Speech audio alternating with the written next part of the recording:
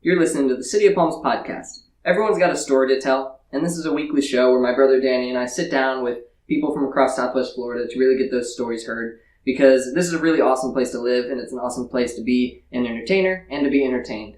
And this week we sat down with Ivan Magaña, aka Ivan the Hippy. He is a local musician, rapper, engineer, and a very interesting guy. He has a unique perspective on things, and his energy is super contagious, so it was really nice to have him in here and to chat with him. And so this is this week's episode of the City of Palms podcast with Ivan the Hippy. I hope you enjoy.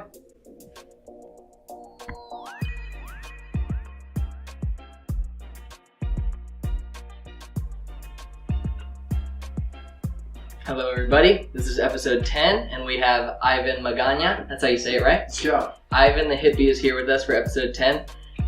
He has a similar story to how I came across him as last week's guest, Casey Parks, because I first met him at Cava Thursdays, Cava Culture in Bonita Springs.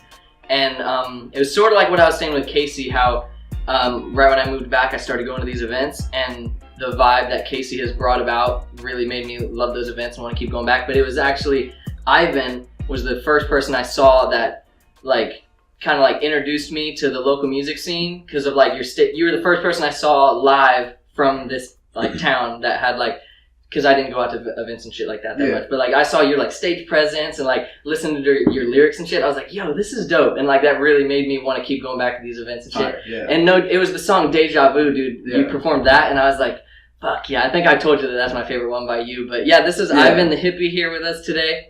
And how you doing, bro? Dude, I'm fantastic. I cannot complain. Life's great. How are you? We're good, dude. Yeah. You want to jump in on any questions first? Well, yeah, no complaints on my end either, dude. Sweet, bro. What'd you do today? I filmed a music video, and it was cool. I stood in front of a green screen in my dad's apartment that's gutted right now because he's renovating it and shit. And we got a decent amount of shit done. I made this giant ass life-size sunflower thing. I got a whole bunch of crafts and shit, literally running through Michael's some old grandma or some shit, bro. Getting felt wiring, fake flowers and shit, wire cutters and all this shit. They're like, yo, what are you doing? I'm like, yo, I'm making a giant ass sunflower. And these people are like, yo, that's dope. I'm like, okay, yeah, thanks, man. And yeah, I spent the last 24 hours. I probably spent 8 hours building a giant sunflower. And then I spent today performing in front of it and everything, and using it as a prop, which I'm also using as a stage prop too, because it doubles as that. It turned out sick. Out of it. Yeah, bro, I spent $200 on that bitch. Yeah, that shit was an investment. Investment for sure. Much. Yeah, I saw that on your Instagram story, and that did look sick. Yeah, that shit took a lot of glue. So that's good. You staying productive, staying busy. Always. Yeah, that's the only way I can do it. I feel you.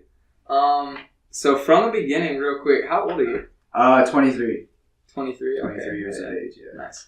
And then, were you born and raised here? Or? I was born in Virginia, had a pretty unique life. My dad was in the military, so I had the opportunity to travel around a lot as a kid. I left Virginia in first grade and moved to an island called Guam and lived there for 4 years. Yeah, that shit was that was definitely what made me who I am today. That's a huge influence in my life. I got to live amongst the islanders and everything, and it's not some remote shit they don't have electricity or anything, but they definitely have a very simpler way of living, and they don't have a lot to give, but they definitely give it to you because it's a tiny ass island, and they just realize life isn't as big as we have to make it, and you can't really go anywhere, so you might as well have a good time where you're at. That's awesome. And yeah, that shit was crazy. I lived there for 4 years, and I came back to the United States. I moved here in 5th grade, so I definitely say I was raised in Naples, but Guam kind of molded me a little bit and helped me realize and kind of see through the shit that people always bitch about in Naples. I kind of see through that at this point. That's awesome. Yeah. That's off Hawaii, right? Yeah, it's an 8-hour flight away from Hawaii. Nice. Yeah, so it's kind of close. Yeah. Nice. Definitely. Dude, that's awesome. South America? No, it's in the Pacific Ocean, bro. It's shit. Yeah, dude, it's a little tiny 3 by 12 mile island, super tiny. There was only 80,000 people living there, when I was living there, which is a lot, but still compared to most places, yeah. There's that many people living in downtown Naples, shit like that. So wow. So did you go to Naples High? No, I grew up out in the sticks, bro. Out in the States. Okay. I rep for Golden Gate, even though nobody really be repping for Golden Gate, you know. I went to Palmetto Ridge High School. Graduated in 2014, and yeah, bro, I love living out there because people like don't fuck with you. Like you're in the city, you throw in like a party or some shit, and like you have like 5 or 6 cars like parked on the grass, and like cops are like looking at you and shit. You're out where I live, bro. Like a whole like mile long street will be like fucking covered with like cars, and the only time like cops come is if like multiple people like make phone calls like in the surrounding area, which only happens when like people start fighting, which has happened, but it's cool until it gets to that point, you know. Yeah. Like I try to keep good vibes. I just like partying and having a good time. So For sure. Yeah. not all the people like to do that though. They get aggressive. Yep. That's true. Anything you want to add? Yeah. So I already because I don't know you super well, but I already feel like I know details about you just based on your songs. Because you do like put very transparent. Yeah. And I really dig that. Like you said, you say in one of your songs that you've been on both sides. Conservative. Bro, I feel like I'm living that song every day of my fucking life. You want to touch on that a little bit? Like both sides, you mean like conservative and then... Yeah, so the song that you're referring to is called Ivan the Hippy, which is on like my debut project, Ivan the Hippy. And it's basically about like this weird niche that I've constantly like, you know, seen myself in. I was raised in a box, bro. Like I wasn't allowed to watch Courage the Cowardly Dog, Ed, Edd and Eddie, like... I was so lucky that I got to watch like Billy Mandy and like the Grim Reaper and shit. Like that was borderline like like very like double type shit for my mom. And so naturally like when I moved to Guam, you know, like it's very simple that they only had like one kidnapping in the history of the whole island. So like, you know, like I was very free to like do whatever the fuck I wanted there. You know, my mom would like leave me on the beach and stuff, and like, you know, she would watch me about water. But like if she like didn't see me for a period of time, she really didn't get worried because like you can't go anywhere there. So when I moved back here, she definitely like kept me in this box and everything. My parents were conservative anyways. We had a property in Golden Gate City that my dad bought when he grew up here because my dad was born and raised here. Or not born and raised here, but raised here. He was from Mexico and everything. I'm Hispanic. A lot of people don't fucking know that. But so my parents are super conservative, and then I started like, you know, having my own perspective like in high school and everything. And all of the people, not necessarily my parents were talking shit about, but they're like, yo, like, you know, you don't want to like be drinking beer a lot, you don't want to be smoking weed, like this and that. And I was like, you know, the cookie cutter kid. I was like, I'm never gonna do that, mama's boy type shit. And then I got to high school and I was like, yo, this shit's kind of twisted, because I started hanging out at the beach with my best friend Billy, and there was these drunks that I would hang out with, and hopefully they don't get offended when I say that, because that's just like how they are. They drink a lot, you know, and they weren't anything what my parents described them as. Like they definitely had a lot of love in them, and the beach was kind of like their religion. Like they would just watch that shit go down on a daily basis, and I kind of was like raised by these people from like high school, and I started like, you know, seeing both sides, but kept a very like big distance just because of like what my parents like, you know, thought about all of the stuff that I was like looking at, you know. And I didn't start like dabbling and drinking. I started smoking weed first. I started smoking weed in like high school. But I didn't start drinking until like junior year in high school. Like that was like the first time I got drunk and like had a good time. Like the first time I got drunk, I had no fuck idea what I was doing. I was chasing like tequila with milk and shit because I was like, I just didn't know. And then I was in church the next day, like hated my fucking life. But yeah, my parents definitely like raised me like conservative, and just like growing up like in this area too. Like I've seen a lot of like conservative shit, but like I've also like, you know, tried to do something a little different in this area. Like I'm trying to like make music and shit, and like I've traveled like a lot, and like, you know, I've experienced other places, and I just constantly feel like I'm in the middle, because like I hang out with people that do like very bad things. I wouldn't consider myself a bad person, and like I definitely like, you know, want to try to like influence those people to do like better things. But like there's also like this part of me that like, you know, like I was at dinner at Coconut Point last night, like at like this like fine like Italian restaurant because it was my sister's birthday, and I thrive in those environments too. Like it doesn't fucking matter where I'm at. Like I'm willing to like just be who the fuck I am, like no matter where I'm at. And that's Ivan in the middle, basically, in a nutshell. Hell yeah, that's cool. And then you also said you were destined to be at least a master's degree. Yeah. So I went to college and shit. I met someone who like was like, yo, you're happy as fuck when you make music. And I was just like, yeah, you're right. She was like, why are you in school? It's like, because my parents, you know, like I was living my parents' dreams, you know. I was like trying to be the kid that they wanted me to be. And she like really empowered me. I was like, yo, that's like really fucking foolish of you. And like she checked me, and I was like, yo, what you trying to say right now? And I finished, I got my 2-year degree, but I was definitely like on the track to like, you know, I don't know what I was gonna do, but I definitely have like the mental capacity to like you know, be good in school. Like school is a fucking joke to me.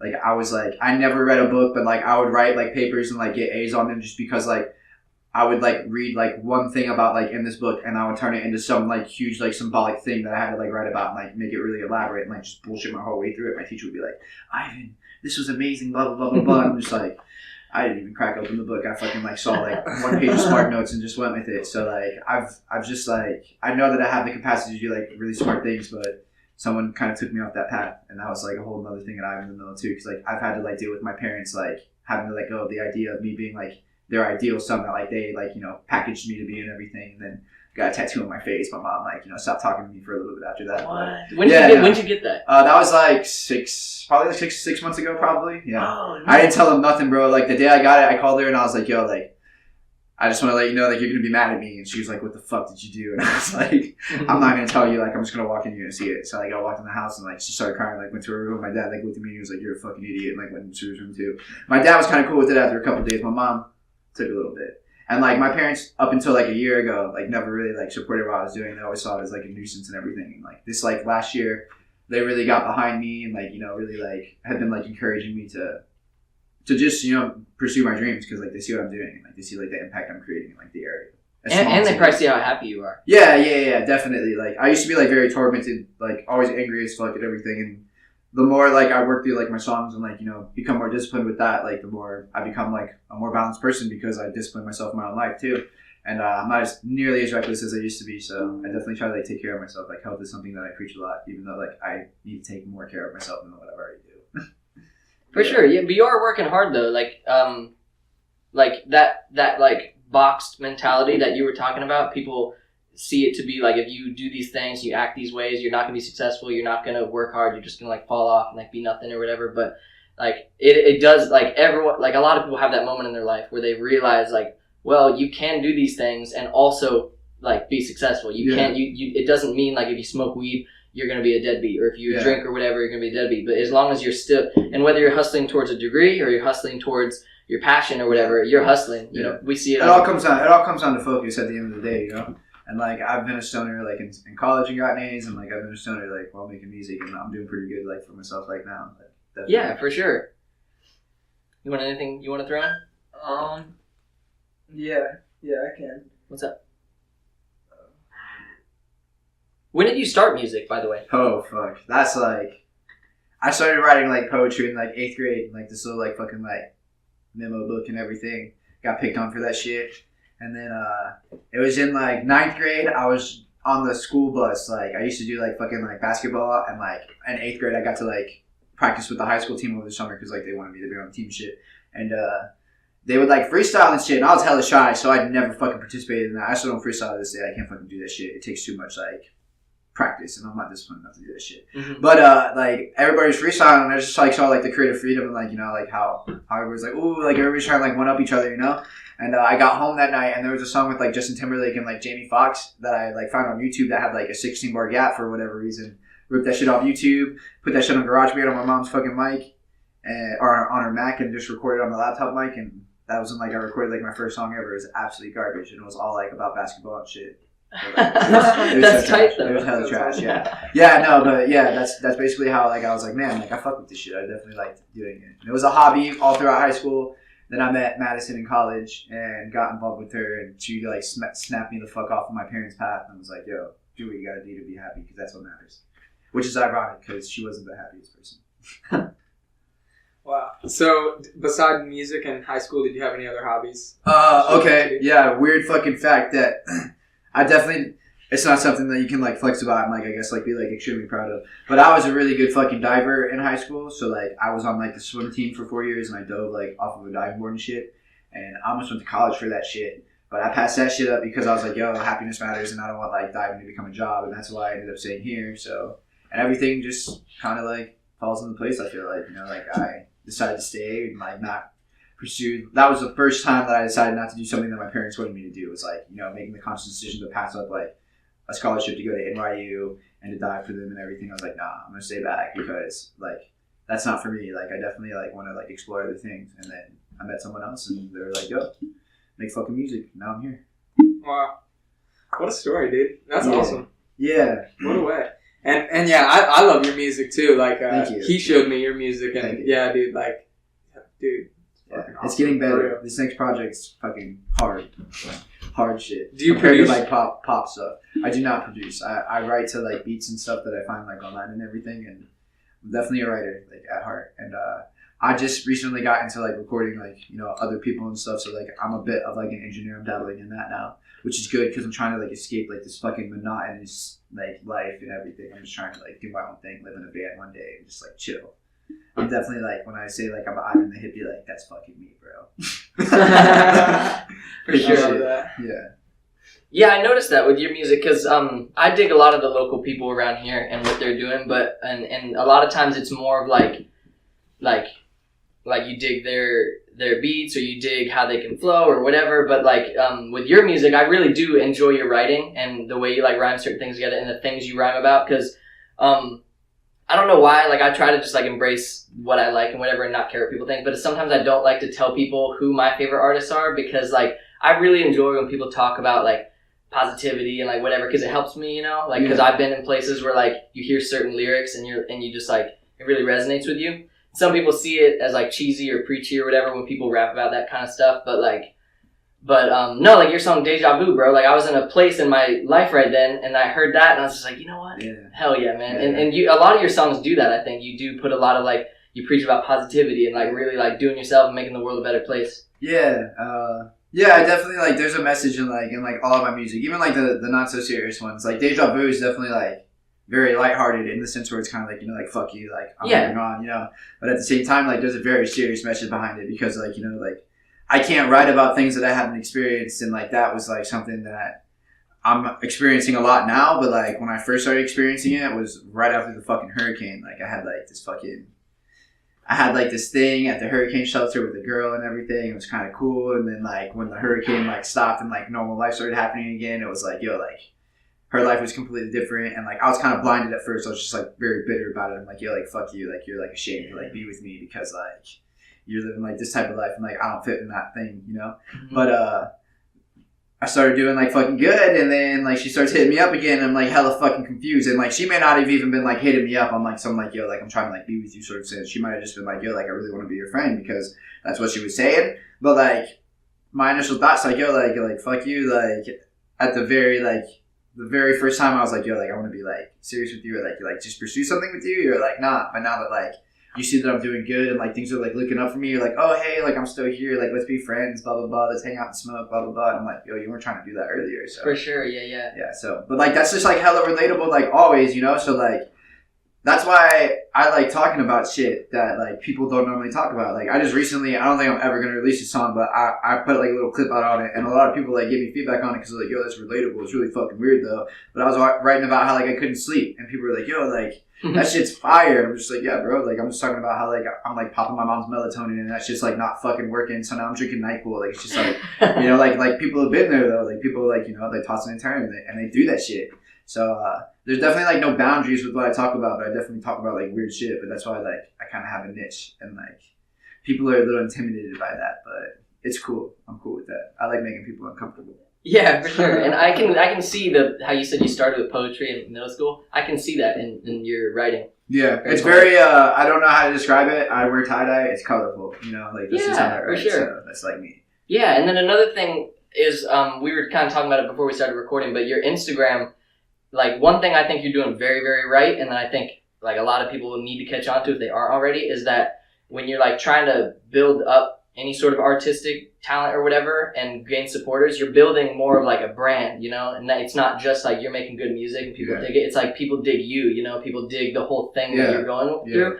And that's kind of what your Instagram is. Ivan the Hippy, like your Instagram stories and stuff, people follow that and they like the music obviously because that's what your main like talent is, but they subscribe to this whole brand, you know? Yeah. So, and that's definitely like, so like I don't have like a lot of listeners, you know, like people be like posting that Spotify like thing at the end of the year, like showing how many streams I get and everything, and like my streams are like going up, like thank God, like I feel so blessed. But like I don't have a lot of listeners, but like the people who do listen, and the ones that are like listening now that are like very new and like didn't know me before then, which are like not homies that like grew up in Naples with me and shit like that, you know, they see what oftentimes they connect with me, like personally first, you know, like they hear the music, they're like, oh, that's cool, you know, then like they talk to me, and then they listen to the music again, like after talking to me, and then like I'll always get like this follow-up DM where they're like, yo, like I was listening to your music before, and like that was cool. Like that's why I followed you, and then like I saw like how you were talking. That's how like I ended up talking to you because like I really fucked with like what you were saying.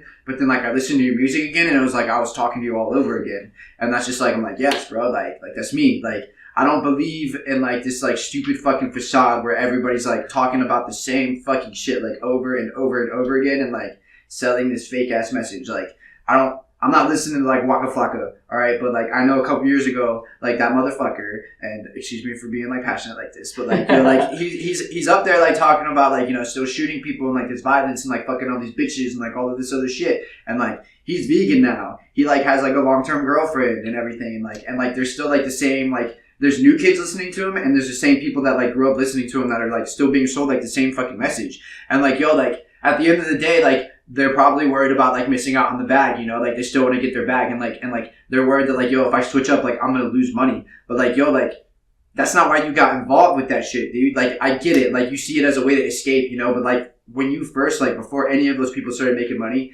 the first thing that they were able to escape from by making music was escaping life. You know what I mean? Not like escaping the shitty monotonous routine that they were in. They got to escape that shit for a moment, you know. Then they got the bag, and then they started like, you know, they got to escape it like fully, like financially and all of that shit. Like they were free from it.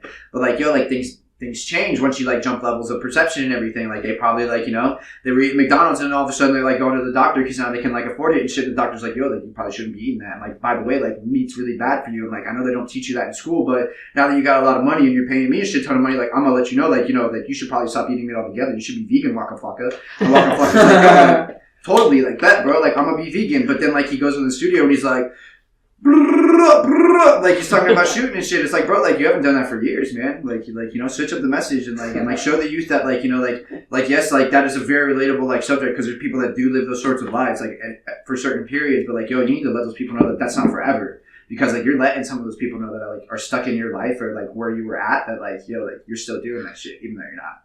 And like I don't fuck with that whatsoever. Like, and that's why I feel like I definitely make people uncomfortable, is because like I'm so like careless with like, I don't give a fuck, bro. Like, I'll be me. And, like, if you don't fuck with it, like, that's cool, too. Like, I'm still gonna, like, fuck with you. Like, I don't fucking care. Like, I'm gonna say what's up. Like, people who like, try to, like, avoid me, like, I go out of my way to, like, say what's up to them because I'm like, yo, like, stop being such a fucking blob. Like, let's be a real fucking person. Like, have a conversation, you know? Yeah. Like, when I see people, like, on Instagram, are like, yo, you're fucking ruining my day, blah, blah, blah. Like, they're just, like, bitching, you know, on, like, their story. I'm like, yo, like, you need to chill. And, like, you also need to realize that, like, you're better than that. Like, people don't ruin my day. I let people ruin my day. And, like, when someone ruins my day, I'm giving them power over me that they shouldn't have, especially if it's a fucking stranger, you know? Like, we go through this monotonous life. We have, like, these, like, very brief encounters. And then, like, we take all this shit personally. We, like, internalize it. But, like, yo, like, what does that say about you? Like, if someone, like, kind of, like, snaps you at work or something, or they treat you disrespectfully, and they're like, yo, you're fucking stupid. And, like, you get so worked up about it that ruins your fucking day. You're literally proving their fucking point. Like, I hate to say it. But, like, you're literally saying, like, this person said that I'm stupid. I kind of relate to that in a level so much that it bothers me, and that ruined my fucking day. Where it's like, the logic should really be like, you're saying I'm stupid, but I know that I'm not. So like, I'm gonna acknowledge that this is like something that I don't like feeling, but like I'm also gonna acknowledge that this doesn't hold any power over me because I know who I am inside. And like, that's all that fucking matters. But like, it's so hard because we're conditioned with all of like this consumerism, like the same shit that I'm doing, bro. Like in the grand scheme of things, like I'm the evil entity that like I'm trying to warn people about, you know? I'm begging people to invest in my brand. But like the reason why I do that is because like I'm telling people like, yo, invest in me because like I'm gonna do great shit with the money that you fucking give me, bro. Like I'm not gonna fucking go out and buy a Bugatti. I'm still gonna be driving the same fucking Honda Civic until that shit's fucking done, bro. And then when that shit's done, I'm buying a fucking van. I'm living in that shit forever, bro, until that shit, the wheels fall off that bitch. Like, I don't want to live excessively. I want to make excessive amount of money so, like, I can show people how fucking stupid it is. Like, that shit is so fucking worthless. And, like, you see all these people, like, talking about the sunken place and all of that. Like, that's a real fucking place. But, like, that's your perception, bro. Like, I hang out in the sunken place all the fucking time, but I love it. I love feeling, like, negative sometimes because, like, I would never know what it's like to be happy if I didn't feel negative. So, like, that sunken place, bro, that's a place to thrive.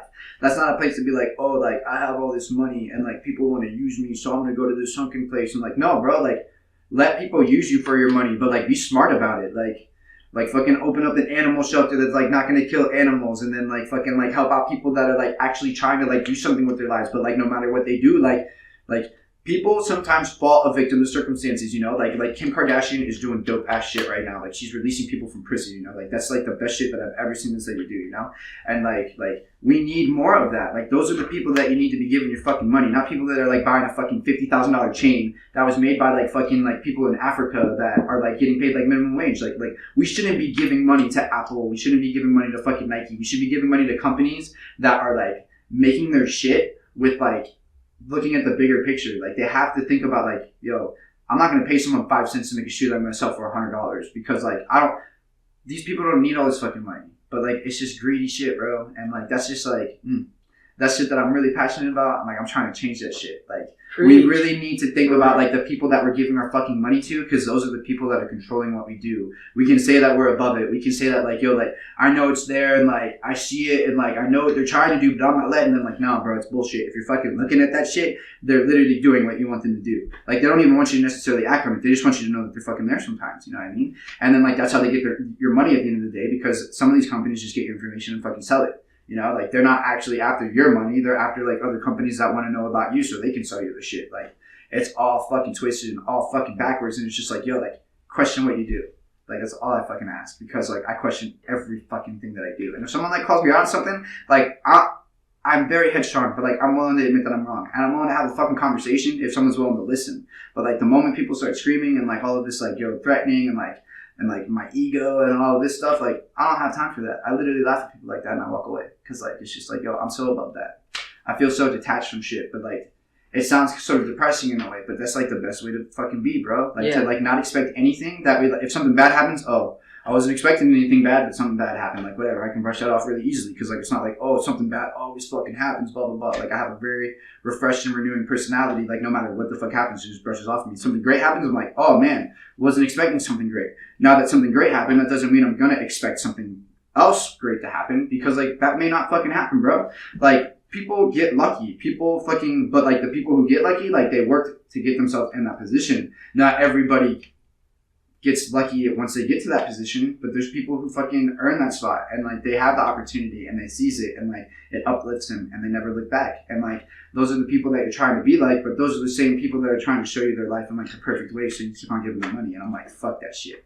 Like let's tell people that we're sad. Let's tell people that like I go on Instagram and I'm crying, so I can be like, yo, like I just want you to know that like I'm here with you. Like those same fucking like shitty ass thoughts. There's some girls sometimes they be like messaging me, and like it sounds so fucking cocky. I hate saying it, but they're like, oh, like you probably get like hella girls like DMing you. And to me, it's like, yo, like I look in the mirror and I see the same fucking ugly ass kid that like I saw like years ago. The only difference is that I value myself more. So like when I look in the mirror, I still like laugh at myself. I'm like, man, you're kind of fucking ugly. But like I'm like, man, like you're ugly, but like, yo, like you're worth a lot more than like $15 an hour, which is like what I make it like my job or whatever, like my day job. Or you're worth a lot more than like, you know, someone being mean to you, which is like why I don't get angry when like people are like mean to me anymore. Like once you start finding value in yourself, you look around and there's a shift in your life, and then you start seeing a bunch of reflections everywhere, because then you start seeing people who are like, wow, like you look really good today. And then like that just affirms like, you know, what you're thinking, and like it becomes a habit. Everything we do is habitual in this life. And at the end of the day, if you're thinking the same shit, you're going to keep on thinking the same shit. But the moment you stop thinking and you change that way of thinking, you're able to recognize it more and more, and then you make that the habit, which is like what I've worked myself up to in a sense, like this last like year and a half. My brain's unlocked, and I rant a lot, so. Hell yeah, dude! That's what this is all about, dude. I love it. I go off. So what companies have you worked for as day jobs? Just out of curiosity. Okay, so like before, I was always just hippie, right? But I was a very fucking angry hippie up until February, because I was fucking working at Bed Bath & Beyond for 6 years. I worked at that place since I was 16. I just quit last February. And it's kind of crazy, because like manifestations and everything, you talk about that. Like a year ago, I got transferred to the Coconut Point like location up in Estero from Naples and everything. And I was like, yo, this is my last year. This is my last year. And then in January or November, October, something like terrible fucking happened to my car. Like this crazy situation. This dude like ended up destroying my car because like I was taking out like his ex or whatever. And he was like majorly insecure or whatever. I was like, man, like I'm not going to be able to quit Bed Bath & Beyond. And like I get a new car, and you know I'm still paying for that shit. It's whatever. And I'm at Bed Bath & Beyond one day, and I got a check for my last car. Thank God, because the dude like vandalized it to the point where it was totally got a little check for that. And I got this check, and I'm like, really fucking angry one day, and I'm just like, man, I have $4,000 sitting in my bank account. Like, I could fucking sit on my ass for half a year and like never leave my fucking house, and like I'd probably still have like $1,000 left in like half of a year, you know? Like if I just live very minimally. So I'm like, man, I'm really fucking sick of this place. So like I turned a corner. I was so angry. I'd never been this angry like in the longest time. I like knocked over like this fucking like shelf with like product all over it. Probably damaged like $2,000 worth of shit. I walked out. Manager was trying to stop me, and I'm like, yo, fuck this place. I don't give a fuck. I'm gonna come in tomorrow and I'm gonna sign whatever the fuck I gotta sign to like, you know, terminate this fucking shit, and I'm fucking done. They called me the next day at like 9 o'clock in the morning, 4 hours after I'm supposed to be there, like, yo, where are you? I'm like, bro, what did I fucking say? Like, you know? And then, bro, literally, like, I thought I was gonna be freaking the fuck out, because I'm like, yo, like, I don't have another job. Like, I'm trying to, like, you know, pump as much money into this music shit, and now I have to, like, take my savings and, like, you know, like, try to, like, sustain, like, you know, life until I get another job. And, like, holy fuck, like, I worked my way up in this company, and, like, how am I going to make, like, more money? Like, everywhere that I was going, they were like, oh, we'll just start you off with, like, $9, $10 an hour. I'm like, that's great, bro, but, like, I'm not trying to work another fucking 3 years to make what I was just making. So, like, freaking the fuck out, I was thinking, but, like, in the grand scheme of things, bro, like, I woke up the next day, and I'm like, man, I'm not angry. Like, I'm not getting off work and, like, coming home and, like, yelling at my parents and, like, you know, like, lashing out and, like, just becoming a victim of, like, my thoughts. And that's when, like, I realized, because, like, I always read about mindfulness, because, like, I had a boss at Bed Bath & Beyond that, like, encouraged me to read and shit, because, like, he saw how I was a little different, like, in my way of thinking. And I always read about mindfulness, but, like, once I quit Bed Bath & Beyond, I was like, yo, like, I'm really able to control my thoughts, because I was just becoming a victim of the beast. Like, it was so habitual to, like, get caught up in that work environment that I just couldn't not do it no matter what. It was like crack to me, basically, in a sense. And then, like, once I quit, I was like, man, like, this is like rehab. I'm like, I'm fucking, like, at first I was like, well, this is really fucking weird, because, like, I don't know, like, I'm supposed to be angry at something, but I'm not. But then, like, it was just like, man, like, now you can just be yourself. Like, this is fucking dope. Then I went to this festival called Reggae Rise Up, and, like, I was dancing my ass off, you know, on some substances, you know, whatever. And this dude came up to me, like, during, like, one of my favorite sets, and he's like, yo, he's like, I was literally, bro, like, I wasn't in one spot. I'm on, like, this giant-ass park thing, right? I'm, like, running around, like, through the crowd. And, like, whenever there was, like, a little bit of an opening, I would stop for, like, 30 seconds and start dancing. This dude's watching me all the way from the fucking back. And he's like, yo, like, he's like, I could tell where you, like, stopped and, like, danced for 30 or 40 seconds because, like, the energy in the crowd from, like, where I was standing, like, moved. Like, people started moving a little bit more. And then, like, he's like, I could tell when you were gone, though, because those people stopped moving. And then, like, I could tell when you stopped again because people would start moving, like, in random areas. And he's like, I want to give you something. And I'm, like, tripping dick, bro. I'm like, yo, like, I'm thinking this guy's, like, about to, like, pull out, like, $3 million, you know, because I'm just, like, I'm trying to appreciate everything, you know. I'm, like, very open to, like, loving and everything. I'm like, oh, no, you don't have to do that. This dude pulls out this little tiny-ass robot pen. And he's like, yo, I want to give this to you because you don't stop moving. Like, you're not human. And I was like, my heart, you know? And he was like, it's so crazy, like, you know, like, it's awesome how you can be yourself. And, like, the whole festival, I kept on getting that. People were like, man, like, it's just so cool how, like, you don't give a fuck that people are, like, making fun of you on their Snapchats and shit. I'm like, yo, like, let them make fun of me. I'm glad that they have something to laugh at, you know? Like, it's better than them fucking just staring at their goddamn phone the entire concert, you know? Like, they have something to, like, videotape, talk about with their friends later. Like, that's fucking great. And then people are like, yo, like, it's just great how you can be you. And I'm like, yo, like, this is fucking easy. Like, I love reggae music. Like, this music, like, makes me feel good. It makes everybody feel good. So, like, how could you not feel good and, like, want to be yourself here, you know? So, like, that happened a month after I quit my job at Bed Bath & Beyond. And then I came back to the real world, and I was just like, you know, like, fuck this shit. Like, I'm going to be, like, how I was at that festival. And, like, that's when I started, like, hopping on my story and, like, started, like, dancing and shit. Like, bro, I'll be out in my front yard in my fucking boxers. Like, my neighbors are fucking leaving, like, staring at me and shit. Yeah. And I'm, like, fucking dancing, bro. Like, I'm literally just, like, getting into it. Like, I don't give a fuck, dude. And, like, people, like, they resonate with that. They're like, yo, I love this shit. And I'm like, yo, like, you could do this. Like, I'm stuck in the same fucking monotonous position that you are. I work 40 hours a week, if not more, at Starbucks right now. Like, that's the company that I quit Bed Bath & Beyond started working with. And, like, I feel a lot more appreciated there, but at the same time, it's like, yo, like, I appreciate that I'm making money, so, like, I can, like, you know, get the fuck out of here, but, like, yo, I gotta get the fuck out of here, because, like, I can't do that shit. Like, yeah. if there's two options. I keep on working forward, grow, and notice that I'm growing on a daily basis, and, like, over, like, you know, the years and everything, and, like, I just keep on getting better, and I'm able to, like, quit this shitty monotonous life, or I die, because I don't want to be doing anything else. And if I can't do what I want to do, I'm just going to fucking live in a van. And once I run out of money, I'm going to run out of money. I'm just going to be a bum. Because, like, yo, like, I've seen through, like, this whole facade of, like, you have to do X, Y, and Z to be happy to be successful, like, blah, blah, blah, blah. Like, you don't need any of that shit. Like, I could be happy with nothing, like, starving, dying and shit. Because, like, why not? Like, the life is beautiful because it ends. Like, if we fucking lived forever, bro, like, that shit would be such bullshit. Like, everybody would be fucking pissed, bro, because it'd be like, yo, like it was great for, like, the first, like, 50 years or whatever, but now I'm, like, 350, and it's like, yo, I've done everything. Like, when can I fucking die, you know? But, like, that's the beauty of this shit, you know? Like, we're all gonna fucking die. And, like, I don't fucking know. I don't need to get, like, spiritual or anything, but, like, maybe we are, like, recreated in some way. Maybe there is nothing after this. Energy cannot be created nor destroyed. Like, I'm gonna fucking die and become a flower. Like, that's just, like, the beauty of this shit, you know? And right now, like, I'm a human being, and, like, I'm able to, like, communicate on, like, a higher level and, like, you know, try to be, like, an influence and, like, you know, protect this thing that we live on. And that's why I'm Ivan the Hippy. Hell yeah, dude. Yeah.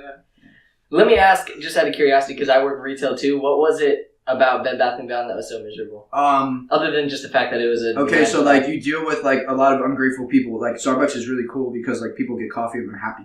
And, like, you know, not everybody's happy. Like, I deal with shitty people still there. But, like, you know, like, 9 times out of 10, someone getting their coffee, like, thank you. Like, I appreciate it. At Bed Bath & Beyond, they're like, yo, can I get a discount on this, a discount on that? And, like, oh, this was, like, sitting over here where it said it was this price. And I'm like, yo, like... Oh, my God. Like, you know, like, you're trying to do your job. Like, your company's trying to do one thing, you know? And then, like... the customer's like saying another thing, and then like the company's like, yo, you need to like tell them no, but you can't tell them no more than once. And then like if you feel like you're about to tell them no a second time, you need to get a manager. And like I was like right underneath like being management, so like I was dealing with like every single problem at the registers, and I dealt with like that shit all the time. So like I would always deal with the scenario every fucking day. I'm not happy, I can't do that for you. I'm not happy, I was about to say it again, had to get my manager.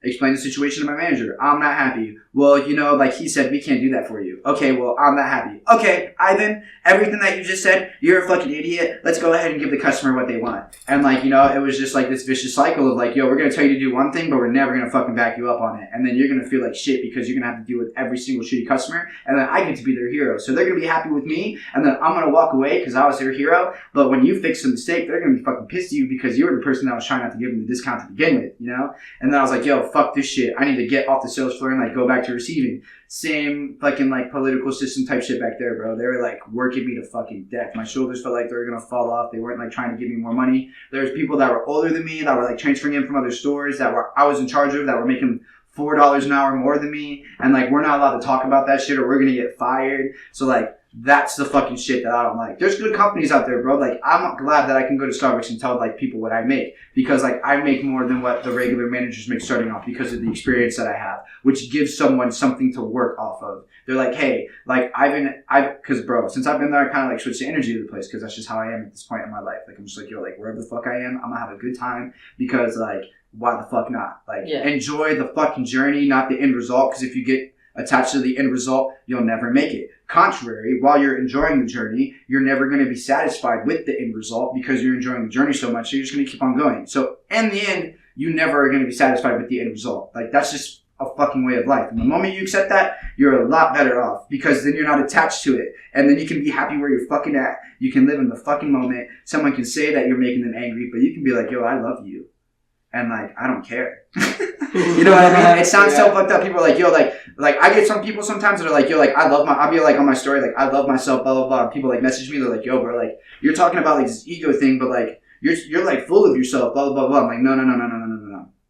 There's a difference between like someone like, you know, being like, yo, fuck you, like you're moving through your ego and like all the shit that you say is bullshit. And I'll tell you why. Because like I have two ways to react. I could be like, yo, fuck you, you're fucking wrong, because that's truly moving through my ego. Like that would be me being attached to like whatever I'm saying. But because I'm not attached to whatever I'm saying, because my ego isn't there, I can reflect to that person and say like, I see what you're saying, but like what I'm simply doing is trying to tell people that if you adopt this way of thinking of like talking shit but not necessarily like always being attached to it, and then like not fighting for all of the things that you talk about, but choosing when to fight and like consciously choosing when to fight and like using your words wisely and like not becoming a victim of the way that we're trained to like, you know, deal with things that we're not comfortable with. Like, oh, get that out of the way, or like, you know, like censor it, I'm triggered, or like, yo, I'm gonna lash out in violence because like I feel cornered. Like, yo, abandon all of that shit. Like if someone has a problem with like what you're saying, it's because like they have a problem with it. It's not because you do. Because like you're just saying whatever the fuck you have to say. There are things that people say that are super fucked up. I say fucked up shit too. Like everybody fucking does it.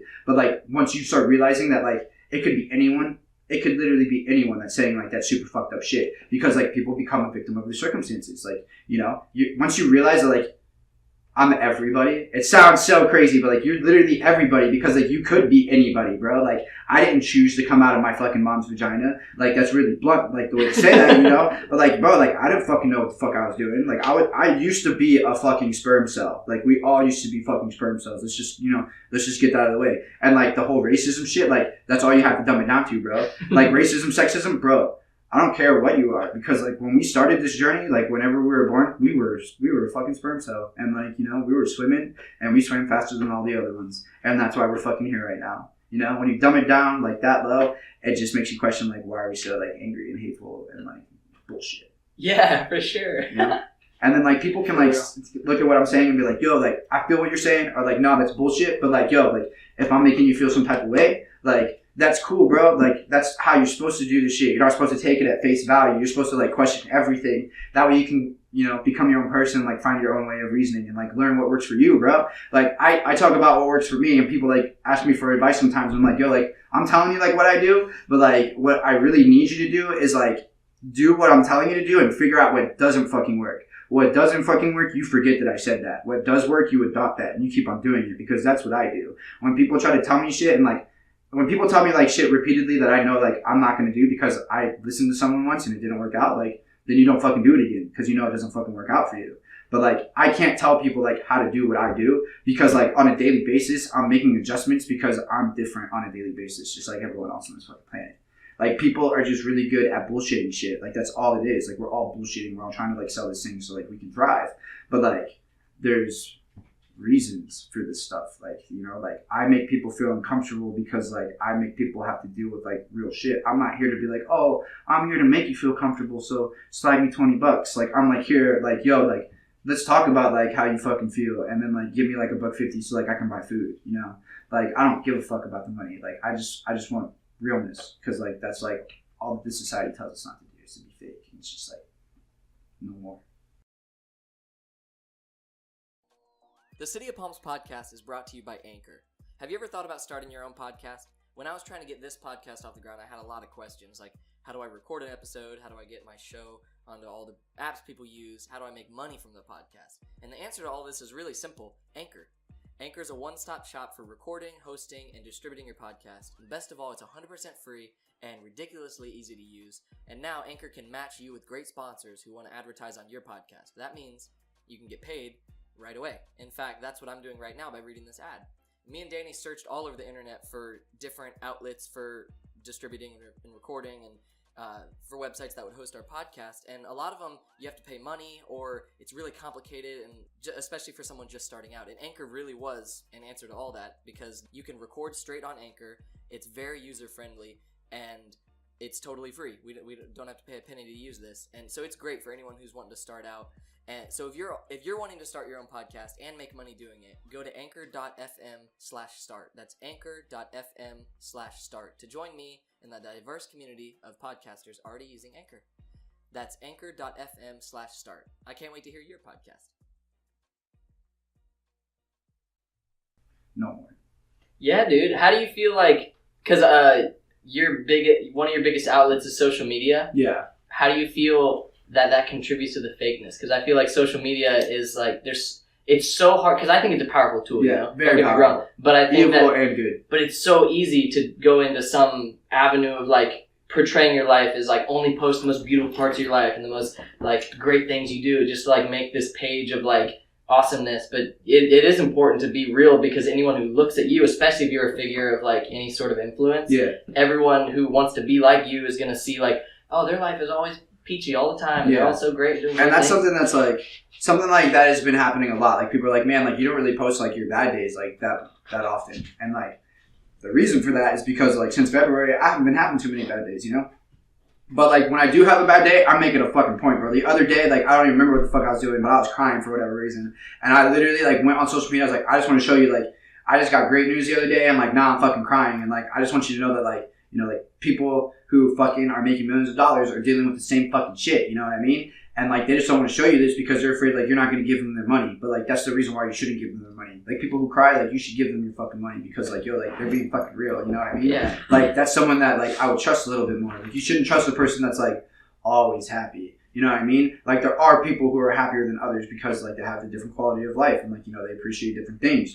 But, like, if someone is happier and they're more happier than you and you notice it, like, don't fucking compare yourself to that and, like, don't fucking, like, beat yourself up over it. But, like, you should also question, like, why are you comparing yourself to that person's journey? You know what I mean? Because, like, you're your own person. Like, everyone's fucking different. They tell you that from the beginning. And then, like, we grow up and we're like, yo, that's fucking bullshit. Like, everybody should be able to do whatever the fuck they want. But, like, yo, like, in the grand scheme of things, that's not possible. You know what I mean? So that all goes back to, like, doing the shit that works for you. Like, you gotta do the shit that works for you. Because, like, if you keep on doing the shit that doesn't work for you, it's never gonna fucking work out. But, like, if something starts working for you, keep on doing it. And then, like, if that stops working, you tweak it a little bit. And then if that starts working a little bit more, you keep on doing it. It's just constant adjustment, staying on your toes, being in the present. Yeah, dude. Yeah. And, like, the people who are successful, too, like, they have these keys inside of them. But, like, a lot of people that I meet that are, like, on my level of understanding 9 times out of 10, like, they just haven't done, like, the reading side of it. So, like, they just know, like, what works for them and, like, they, like, you know, manifest, like, everything for themselves. But, like, they don't necessarily, like, know, like, what they're doing. Like, what the whole manifestation, like, the whole... I don't even know, like, the whole astrology thing that, like, goes along with all of this shit. Because, like, I've been talking to some people who are just like, yo, like, this, and this is going to start happening to you. Because I looked at your chart and I'm like, okay, you're full of shit. And then, like, 2 or 3 weeks later, like, that shit starts happening and I'm like, yo, like, you're fucking crazy. I'm like, yo, I need to keep on talking to you because, like, you're telling me good shit. But there's definitely, like, there's people who just, like, you know, ignorantly, like, attract things. And that's why, like, you have, like, the people who eventually, like, start attracting things to their ego. You know, like Waka Flocka. He just doesn't want to let go of the bag. But it's like, yo, bro, you could do without a couple thousand. You know? It's like, I need that shit. For real. Yeah, that's awesome, dude. So finish your cereal tour. That was the name of the tour you just went on? It was the Finish Your Breakfast tour, yeah. Finish Your Breakfast. Yeah, it's fucking funny too, because, like, you ask Ollie if he eats cereal, and he'll tell you he does not fucking eat cereal. So, like, I don't know why they called it that tour. That's what they called it. He's like, yo, I eat chicken for breakfast. And I'm like, that's cool, bro. I've never experienced that because I'm vegetarian, but it's cool. But yeah, that was, dude, going out of state, definitely really cool. And, like, the fact that I didn't have to spend any money, because, like, most of the time, especially when you're at, like, my level to where, like, you may be able to bring, like, 10 people to, like, a crowd, like, in your own state, like, if you're far away from your hometown, you know, or, you know, so, like, you have to, like, pay to be a part of this shit. It's, like, $100 a show or, like, $200 a show. Like, I've met people who've done this. I've done this myself. But this time, they were like, yo, all you gotta do is pay for your food. And I'm like, fuck yeah, let's go do this shit. They're like, yeah, we're gonna put you up in a hotel. I'm like, that's cool. I was ready to sleep in the van. Like, let's do this shit, you know?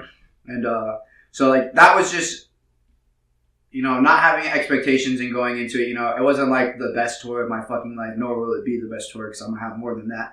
But it was the best tour in the sense of I got to, like, actually go somewhere fucking far away. Like, we literally had to fucking leave Nashville, or not Nashville, we had to leave Orlando at a certain time so we could make it to the next show, like, on time, you know? Like, when I'm going from, like, Tampa to Orlando, like, I have, like, 18 hours to fuck around, you know what I mean? Before, like, I have to, okay, we're 2 hours away, we should probably, like, leave now, you know? But, like, it was like, yo, the show's over, we gotta drive so we can, like, think about sleeping for maybe 3 or 4 hours, and then, like, we gotta play the next show.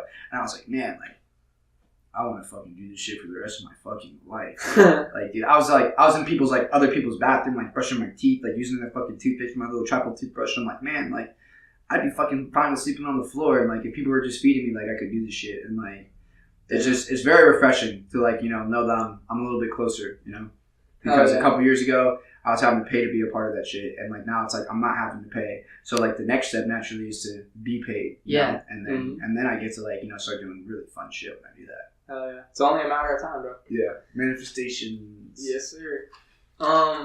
So fuck, what was I gonna say about that tour? How was the crowds, like, in other states and shit? So Orlando was pretty good, like, because I know people in Orlando. I play a lot up there, so, like, I got to see a couple of people that have been coming to my bigger shows there. But, like, seeing me headline, like, my own show was Ollie. And then Nashville was the next city. That show was, like, hella whack, but that was because the NFL draft was, like, going on in Nashville. So, like, in the same fucking city. I'm not even kidding, bro. Like, you leave the venue, you walk down a block, and the NFL draft is, like, literally fucking happening, like, in downtown Nashville. Craziest fucking thing. Like no noise, and then all of a sudden you walk down a block and there's like 80 fucking thousand people, all of them are fucking trash, like wearing like NFL memorabilia. I'm like, you're like, yo, like the NFL like has like a lot of fucking power, like that's crazy. But not a lot of people are like, yo, I want to go see a rap show, especially like full of people that I don't really know. So that show was like whatever. But then we had a show in Knoxville, which was like a festival full of all of like the collectives. I went on tour with a entertainment company called Ren Stew, and in Nashville they had like a couple entertainment companies that, you know, got in on that show, a couple from like South Carolina, Georgia, like just surrounding states. So we pulled a bunch of like smaller artists together in the hopes that we could like pull like a big show like in general. And that shit worked out really well. And like I actually got to like interact with people, like a couple people like still listen to me now. Like I look at like my Spotify analytics, and it's not like a big fucking, it's not a big thing right now, you know, but like there's like 3 or 4 people right now listening to me in Nashville, and like 7 or 8 listening to me in Knoxville. And like maybe one day I'm gonna go back and that's gonna be like 200 or 300 just because of like that simple like, you know, introduction. Mm-hmm. But like that would never have been like a thing if I wouldn't have left the state. So, you know, in the grand scheme of things, very small growth like came out of the tour. But in my head, like I would have never had an opportunity to grow like that in the first place if I wouldn't have done something like that. So, and that's the whole like not having expectations. You just go into it with no expectations. You get one follower. I'm grateful. Like fuck. I just want someone to like you say like, hey, you're dope, and that's cool. Plus the personal growth that goes in with that, like you going on tour out of state and stuff, like you grow not only like because you sent some embers out there in different states, like those embers will turn into flames. There's people that like go on tours too. Like I talk about this with my friends sometimes because like, yo, like you have more experience than us, and I'm always like, nah, like it's not really like that. Like I just like am just bullshitting my way through this, like you are. But like you know, like in the grand scheme of things, like yo, like I'm gonna go on a tour and like someone's gonna be bitching about something, you know, and I'm gonna be like, huh. Your world is so small, you know what I mean? Like you should just be happy that you're here. But that's because like I've been here before, you know. And I've been in the position where it's like, yo, like, man, like I'm just grateful that like all I have to pay for is my food. Like, bro, I came back from that tour and I lost like $50. Like, you know what I mean? Like I come back from like every other tour that I ever came back from, I already was in the whole like $300 just from paying like to be a part of it. Like not even putting myself up in a hotel, paying for my transportation, a photographer, and then like my food. And then sometimes the photographer's food because, you know, I wasn't always like, now like it's cool because I have people that like are like, yo, like you have enough attention around you that like I just want to like take pictures of you because like I know people will follow me. Like that's fucking dope. I really fucking appreciate that shit because like before, man, everything I was paying for it. And like people are always like, yo, how do you do this? How do you do that? I'm like, yeah, you just gotta be fucking crazy because like I've probably made like since turning 18 a good $100,000-$200,000. And not all of it has gone to music. Like, don't get me wrong. I definitely spent money on stupid shit like weed for a better part of like the beginning of my career. But like now more than ever, bro, I'm dumping like 15, 20 grand into this shit. And like, that's crazy. But like, that's in the hopes that like one day, instead of like, I'm not worried about a $200, like making $200 off of like one show. I'm worried about like having a 50-date tour booked where I'm making $200 a night and where I can like do that like by myself with a manager. So like we can just like save up a little bit of bread, make some more music videos, do another fucking tour, and then make $400 or $500. You know what I mean? Like, in the grand scheme of things, if I'm getting one show and they're like, oh, we're going to pay you $100, that's cool, but I'm going to invest in that right away. Like, I'm not trying to save no bag. Like, unless, like, I know that that bag's coming to me, like, 50, 60, 70 times. Mm-hmm. You know what I mean? Because, like, that's the shit where, you know, like, you're never going to go back to working at Starbucks. When you just know that, like, you're making something and people are just going to wait. Like, they're going to wait for you to make it and then they're going to consume it when you make it because, like, they fuck with it. Yeah. You know what I mean? And that's the difference between, like, clout and, like, having, like, a fan base that just fucks with you for the rest of your life, you know? I'd be so fine with having fucking 40 or even 20,000 fans, like, my whole entire life than having, like, 600, 300, or, like, even, like, 1 million followers, you know, that, like, come and go throughout my whole entire lifetime just because, like, I was, like, the cool, like, little pump, like, you know, whatever, like, that facade, you know? Like, I got a tattoo on my face, but that's because, like, yo, my body's a canvas. Like, I'm gonna be covered in tattoos, you know? For sure. Like, he turned that shit into a product. I'm doing the same fucking thing, but like, yo, I'm a lot cooler than that. I fucking cry and shit. I'm not just like in my fucking mansion shooting a gun. For sure, I dude. think that's pretty fucking cool. It is cool. And then one thing I wanted to ask you about was, I just wanted to ask you about any like stories from tours and shows you've done in general, but also you opened for Xavier Wolf, right? Yeah. How was that? That was awesome, bro. That shit, I opened up for Xavier. That was the second time I opened up for him. Literally like a year before then, I did the same thing, opened up for him at the same venue. And so that was really fucking interesting and like fucking dope. That was probably like one of the first times I had like a really like vivid moment of reflection where like, yo, like you played here exactly a year ago. A lot of the same people that like bought the tickets like that like a year ago were there again, you know? And like hearing their feedback was like, that's how I know like I'm doing something right, because they were just like, yo, like we saw you last year and like, you know, like we remember you, but like, dude, we're never gonna fucking forget you. And the energy, bro, is just a lot different. I got up there, and the first thing, like after the first song, when I usually I have like a little ritual when I go to like these bigger shows. I like to get on the stage, sit down in front of the crowd, and like kind of like get into like a meditation like pose, you know, and just like look at everybody, like be eye level with them, because like, you know, like that's how I feel. Like I'm not above them, like, you know, I'm up there because like I worked my way here, but like you can do the same fucking thing. You just gotta kill your fucking ego and like love this shit. But like, you know, I'm like making eye contact with all of them, like that's my ritual.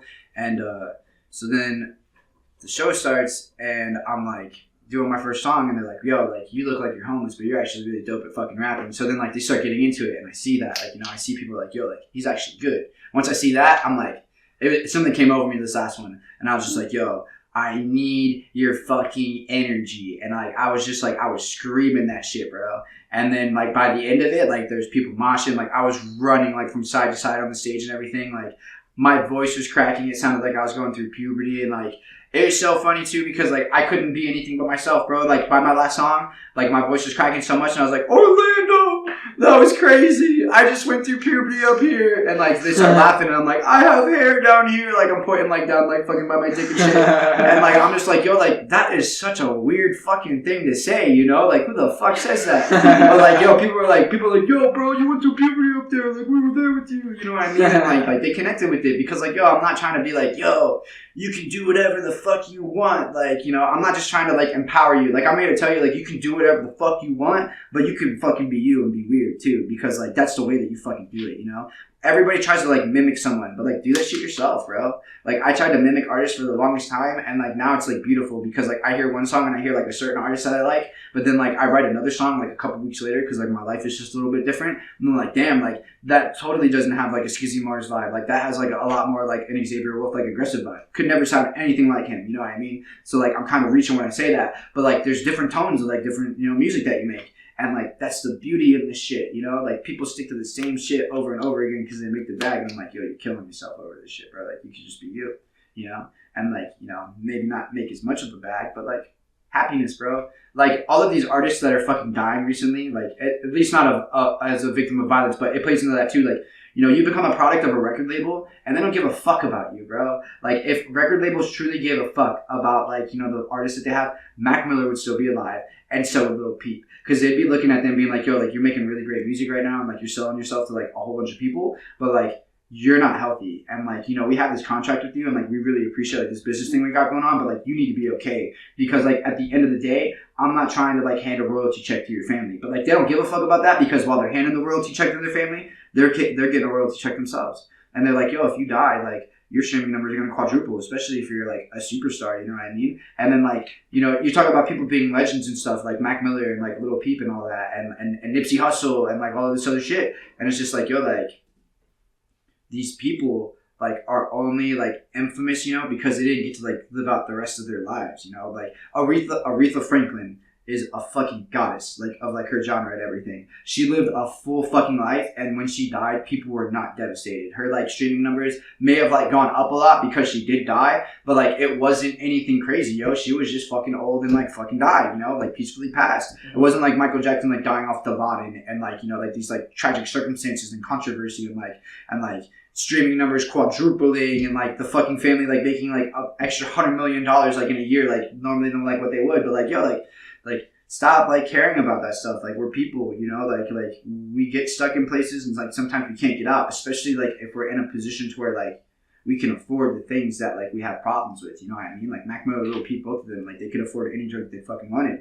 All it took was like it should have taken, you know, was someone from the record label being like, yo, like we're gonna stop this tour, we're gonna check you into fucking rehab because you got a contract with us, and like this is unethical. Mm-hmm. Like they're like, as crazy as it said, like people were like, yo, like the government shouldn't be involved with shit like that, but like, yo, like when people die, like I get that it was his own conscious decision, but there is no documentation like with any of those record labels that show like, hey, like we tried to address this problem with him.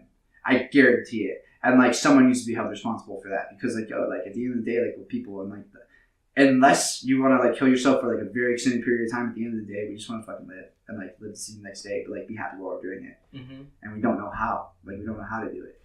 But like once you figure it out, it's beautiful. Yeah, man. On a little bit lighter note, yeah, because I am. We can get light. Because I have been wondering, because your music. I just have a lot of shit to say because like for the longest time I don't get a voice like in the city. I feel like so. Yeah, and so I appreciate you guys. And stuff like that needs to be it. said. Like you always say, Curate sleeps on you or something like that. I try to. Dude, Curate fucking sleeps on me. I got beef with Malik. Like I'm not. I got a piece on my face, so like beef is a very light word in my fucking world. But like yo, Curate like. Where you at? Yeah, for real, dude. I had fucking like 150 people tagged in when I fucking dropped my album, and like they like shared like like the one story post that I had like tagged them in. But it's like yo, like when someone does that and like you have 150 people from like the local community like tagging like a blog like that, like why wouldn't you cover it? You know what I mean? Like if you came out with an article, that would automatically get engagement. Yeah. But like I've accepted the fact that I make people feel uncomfortable, so like I'm kind of like an outcast here, but I love it. It's my niche. Yeah, and. Like, I always try to share the people that I really dig from around here. I try to, like, share on Instagram or, like, via, like, personal connect. I'll try to personally tell someone, like, hey, you should check this person out. Or when I'm there in my car, they'll hear me listen to it, and they'll be like, who is this?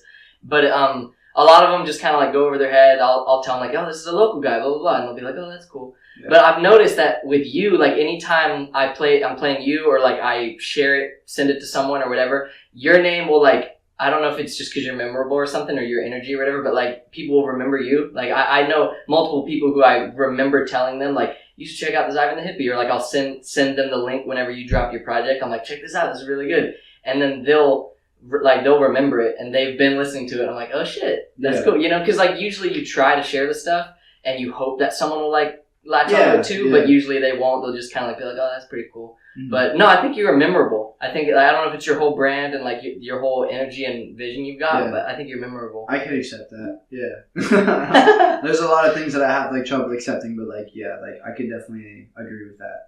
But that's just like I'm very different. Like I don't know a lot of people like bro like this next music shit that I'm dropping is like so like on like point with like who I am. That is just like it's so crazy. Like I don't know anybody that's talking about like hey. The sun came out, I let it hit my face. Like people are talking like taking bottles to the face or like facial like joints and stuff. But, like literally, like I'm just talking about like the way like this earth makes me feel and like everything. And like it's like very pure like happiness. It's not like happiness that you chase for. It's happiness that you find within you. And I think when people like realize that like that's the message that I'm like trying to get at like across like all spectrums of like moods and like styles of my own music, they're like okay like.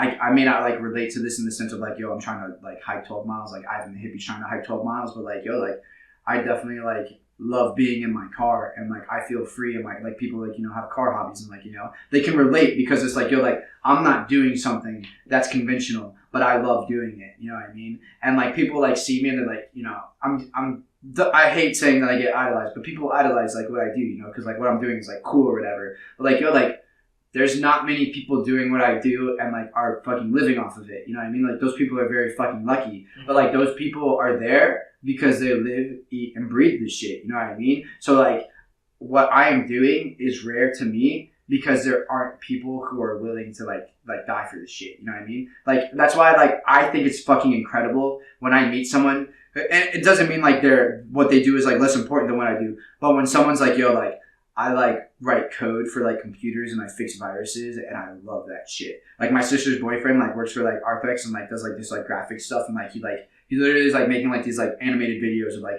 how like the fucking parts that they put in people's bodies like work and everything. But like bro, he's eating that shit up. Like he fucking loves it. You know what I mean? Like he wouldn't want to be doing anything else. Like when someone like that, you know what I mean? Like they're truly doing something that people are just like don't normally like go out of their way to like do and be passionate about. Like that's when I'm like, man, like you're rare. Like, you know what I mean? Like everybody's trying to be like what I want to be. Like everybody's trying to be center of attention, like rapper type shit, But like when you have like a janitor that just like accepts like like that's your fucking life. But like I had a janitor in fucking kindergarten that like would buy me like Cokes and like fucking like Fantas and shit. And like I fucking remember her, bro. I don't remember her name really, but she fucking impacted me because she was so selfless and like like that's a shitty ass job. Like you're supposed to fucking hate your life. Like you're fucking cleaning up after like these ungrateful ass kids and like they're all fucking immature and like their worlds are like so fucking small. It's all about them and everything. But like man, like she just like tried to make a difference in her own little tiny world. I'm like, those are the people we need to fucking salute. Like, Yeah. you know what I mean? Like, those are the people we need to have on like a podcast like this. That's what we're saying. Because like there's something to be said about not having a lot and being happy. It's easy to be happy and to have a lot. It's also easy to complain when you have a lot too. But like when you don't know what it is to have a lot and you're just forced to like live with what you have and you learn to like be happy with it, like that's wealth beyond any sort of dollars. Like if you can be happy and be poor, then you can be happy and be rich. But you can also like lose all of that and still be okay. You know what I mean? Because in the grand scheme of things, bro, like if you're not okay, you're just gonna die. Like, you know, like we focus on this money, like it's like our lives and everything, because like if we run out of money and like there's no one here to take care of us, we die. Like that's why we're so like attached to this shit. But like, why should that be so scary? That's what I've been saying. You know what I mean? Yeah. Like people die all the fucking time. Like someone probably just died right now, like while we're talking. Like you know, like it's so fucking common. Like it shouldn't be scary. Like we shouldn't like be like, okay, I'm gonna go jump in front of a truck now because like Ivan said like, yo, like why should we be afraid of dying? But like, yo, you have this fucking life and like you need to fucking live it. Like Lil B, bro. Like I understand why people fuck with Lil B because like, he comes over like Mac Miller's album and he's like, that's your life. Go live it. And like, yo, like. You're on a rap song and you can't take that motherfucker seriously, bro. Because, like, he doesn't make no sense. But, like, bro, that makes fucking sense. He's like, that's your life. Go live it. Like, that's your world. Go get it. Like, bro, this is my world. You guys are living in it. These are your worlds. I'm living in it right now. You know what I mean? Like, when shit comes together and it jives. And, like, that's how it's supposed to fucking be. Like, you know? Stop putting up these fucking walls. Hell yeah. Hell yeah. Yeah, one thing, I actually got off on a tangent, Yeah, but I was going to ask you, who are you, like, who do you fuck with? Who are your, like, major, like, musical influences Okay. right now or of all time? All time, he's still not dead yet, so like I'm not like the fully reincarnated version yet, but like he's definitely giving me energy on a daily basis. I am the pre-reincarnated Anthony Kiedis from the Red Hot Chili Peppers. That man should not be fucking alive. And he is a huge inspiration. Like that man spit some fucking flows over like some guitar riffs and like some fucking like bass that like Flea was fucking playing, bro. I saw them at Lollapalooza a couple years ago, dude. Lost all of my weed before their set and was fucking devastated. And then ended up like not giving a fuck because like, bro, you want to talk about religious? I've never been to a church where everybody like knows the fucking word. Like they're not even like there's no words on the fucking screen, bro. Like they literally like when they're playing Under the Bridge, dude. It sounded like there was a choir, bro. But it's hundreds of thousands of people in Grant Park in Chicago, you know? Huge inspiration. Beach Boys, bro. I fuck with the Beach Boys, man. Brian Wilson, Mike Love, those people are fucking geniuses. Brian Wilson might have lost his mind at this point, but that's okay. Like, sometimes you lose yourself in all of this shit. Gucci Man tells you not to get lost in the sauce. That's important too, bro.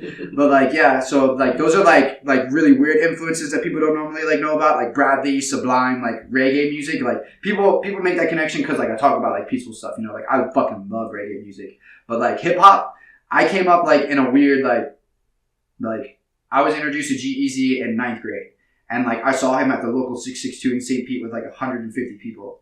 And then, like, the next year I saw him on tour, he brought this guy named Skizzy Mars with him, and this other dude named KID, who eventually became Kyle, like Super Duper Kyle, the dude who wrote, like, that other song with Lil Yachty, I Spy With My Little Eye.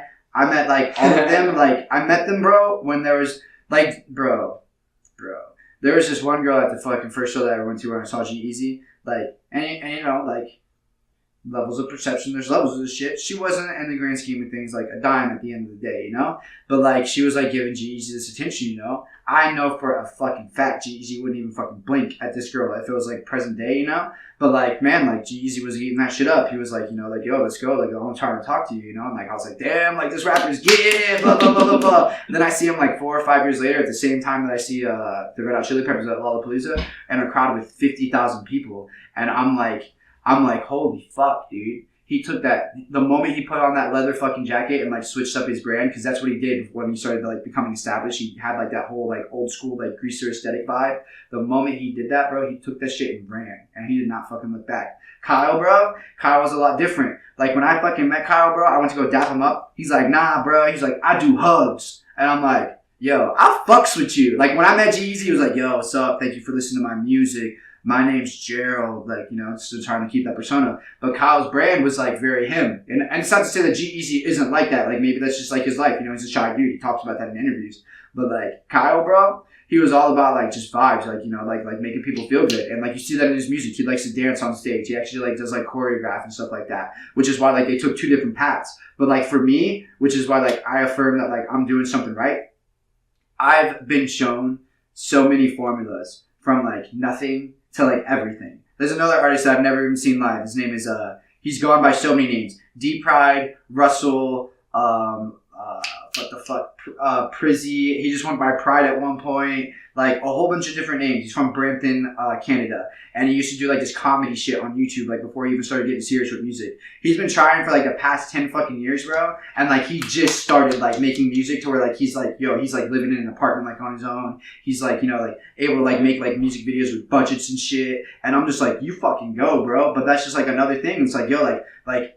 No matter what, dude, like you just gotta keep on fucking going, because like that's what I saw, bro. I just saw these like G-Eazy, beautiful looking guy. Kyle, not so much. Fucking Skizzy Mars, not so much. You don't fucking need to be gorgeous today, like to make it. You know what I mean? Like back in the day, you had like Johnny Cash, Elvis Presley, Marilyn Monroe or whatever. Like, you know, like these gorgeous, like glorified, like, oh, they're so beautiful. Like Farrah Fawcett, her hair's worth like $1 million. Like all this shit, you know? You don't need that anymore, bro. You need a good fucking brand. Kyle's brand was Smile. His first fucking album that he ever dropped was all about Smile. G-Eazy, Lady Killers, leather jackets, like fucking like crazy stuff. Modson, hippie ass motherfucker. Has a to-do list on here. Like he says, like he has a to-do list on his leg. It says wake up, drink water, answer a question and answer. Like that's like a to-do list. And like right here it says happy to be here. You know what I mean? But like that's his fucking brand. You know what I mean? Skizzy Mars, penthouse music, talking to these like socialite like people, even though like he's like from like fucking Harlem and like was like raised in like, you know, like the slums, but like he got to like live with these bougie ass people because like he was popular with these white kids that were like going to all these private schools. And like when he got out of his public school, he'd go fucking meet up with them, and then eventually he got a scholarship and started living with them, and that became his life. So like, yeah, he came up like super fucking like poor and like not having a lot of shit, but then like all of a sudden like he was getting into like all these clubs, and like that's the shit that he's talking about. And like his brand was a fucking penthouse. You know what I mean? It doesn't take the perfect looking person. It takes the perfect looking person with a brand that aligns with what they look like.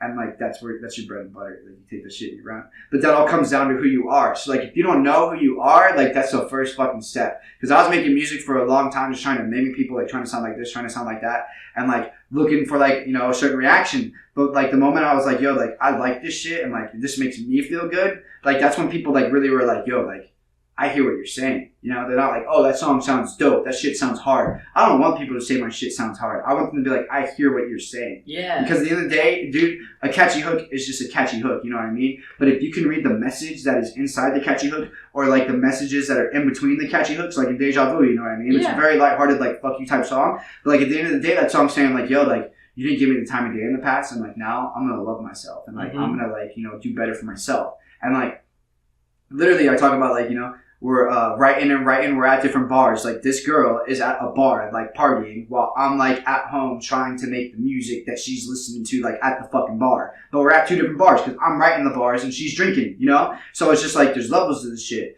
But dude, yeah, I've spaced out just now because that happens a lot too. But fuck my brain. That was a good answer. Hell yeah. Did you have another question?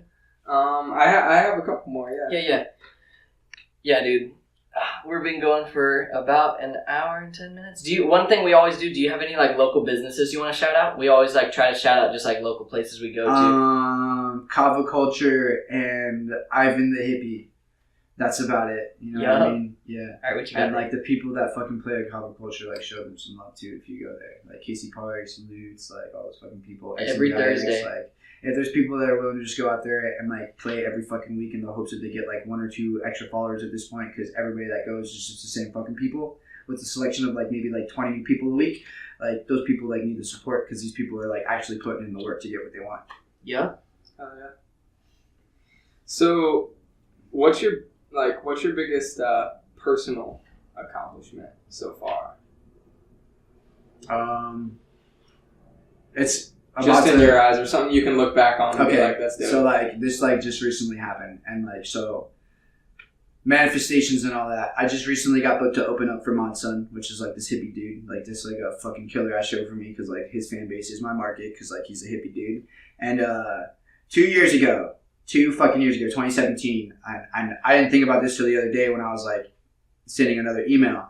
But I was going through my emails and I typed in his manager's email. And 2 years ago, I fucking messaged his manager and I'm like, yo, you don't know who I am. I'm just letting you know. My name's Ivan Magaña and I don't know how I'm going to do this, but I'm speaking it into existence right now. I will share a stage with your artist and he's going to notice me and my life will change after that. You know what I mean? And a year ago, I got booked to open up for Mod Sun and I was like, dude, it's going to fucking happen, you know? Like, this is it, you know? And the last leg of his tour got canceled. And I was devastated. I had 50 tickets, bro. I was ready to sell all those motherfuckers. I was ready to fucking buy out the rest of the fucking tickets, even if I had to sell them. Because, like, I was like, yo, this is it. Like, I'm quitting my job after this shit, you know? And it didn't happen. And I was like, yo, like, I'm not going to... I was devastated for, like, 2 or 3 days. But I was like, man... I was looking at the tickets one day, getting ready to throw them out. And I was like, I'm not throwing these motherfuckers out. Because this is going to happen again. I was like, if I throw these away, like, I'm giving up on this. Like, they've been on my desk for, like, the past year. And I've been opening up at the same venue, Back Booth, which I've been doing for like 2 years now.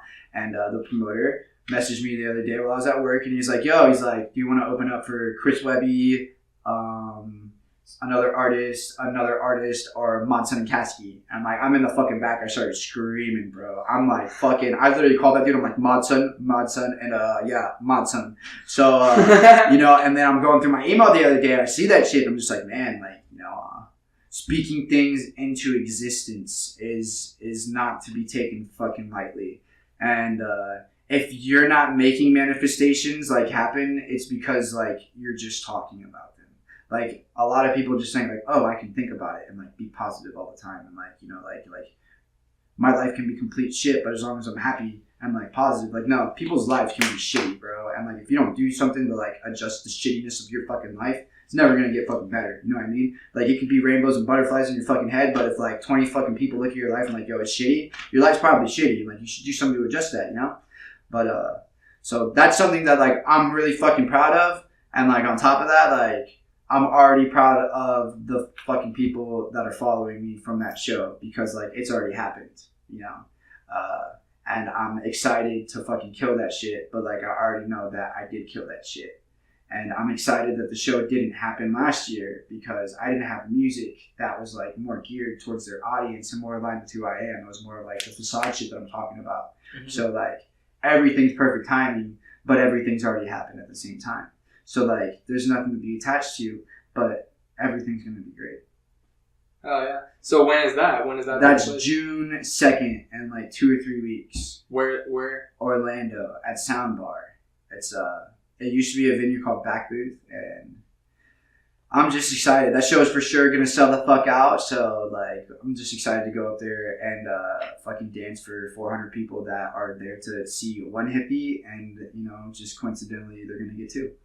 Hell yeah. Yeah, and I'm going to go up there, bro. I'm smart, bro. Like, I already know. I'm going to go up there, and I'm going to be like, yo, Mod Sun's my dad.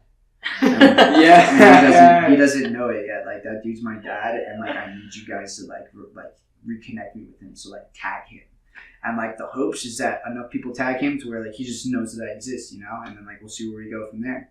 But yeah, Mod Sun's gonna know who I am after this, that's for sure. Yo, hell yeah, man. Yeah. I believe it. He's going to. Hell yeah. All right, that's awesome. Since we're at the last stretch of this talk, one thing I ask everyone, and it's okay if you don't have an answer, I ask everyone I probably do. If they have ghost stories or any sort of crazy, unexplainable things that have happened to them. I don't have any ghost stories. Okay. I am like so analytical to the point where like I won't stop thinking about something until I make some sense of it. So like I don't have an answer like that, but I do have something that's really crazy because like I'll fight with my best friend's mom over this, and I have because I experienced this shit and she didn't, and she's never experienced this, so she really can't have an opinion over this. But the first time I was 18, took a 5-year break from tripping on acid, and I tripped like the month that I quit my job at the Bath and Beyond. It was a huge shift in my life. And like I feel like I'm in control of my mind finally. Which, do your fucking research. Don't just like listen to what I'm fucking saying because that's just not for everyone. Because I'm about to explain why. 5 years ago, senior in high school, I took that shit. Worst motherfucking time of my life, bro. I was on the beach. I saw this green flash. It was beautiful. And then all of a sudden I turned around and everybody's head was the fucking same. And they were all fucking looking at me. And I'm like, yo. get me the fuck off this beach. But like I couldn't go home because like, yo, my parents would be like, yo, you're tripping dick. Like we're gonna fucking like, you know, ground you or whatever. Like I'm not gonna go. Like I still realize like if I go home, I'm gonna be dead too. So I'm like, man, I guess I'm just gonna die out here on this beach.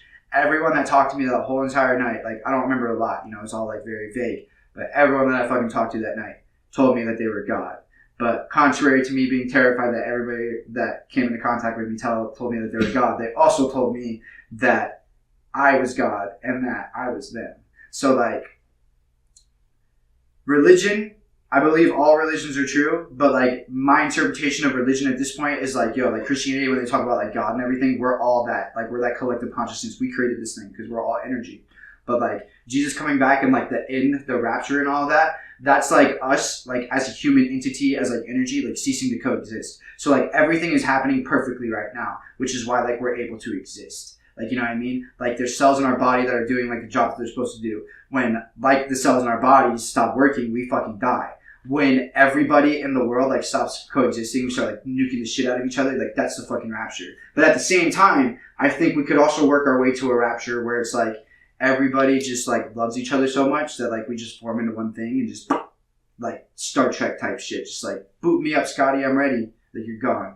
You know, we just like exist like as light because that's what we are when we use our shit for good powers. Like we're all light at the end of the day. Some people just don't like using it. Yeah, that's my weird shit. That's crazy. All right, you got anything else you want to add before we wrap it up? I just want to ask, have you ever done any other psychedelics like shrooms? Shrooms, yes. I like acid, but like I've been reintroduced into shrooms too.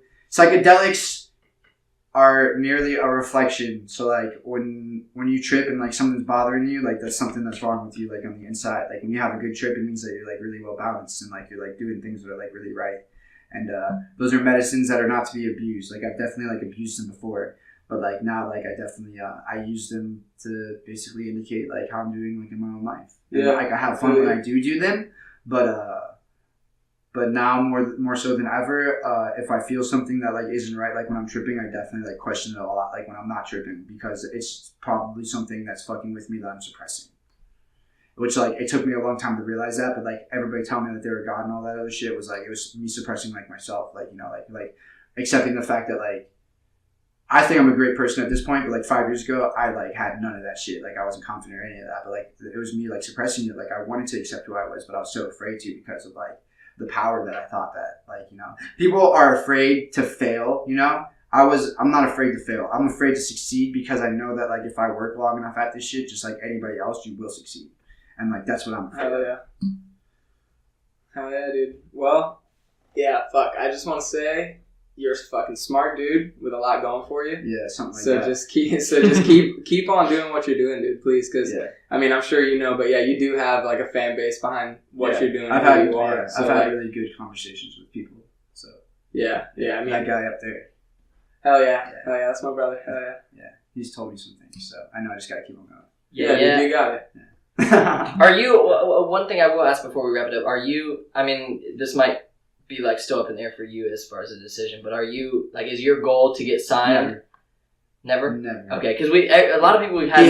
He didn't have a choice. Dominic didn't have a choice. He needed to because he had to, like, take care of his family and shit. My family's good. So, like, I'm just going to change all of this shit. Like, I definitely just want people to know, like, yo, like, these record labels don't give a fuck about their artists. And, like, the record labels that do, those are the ones you give your money to. Because there are good record labels out there.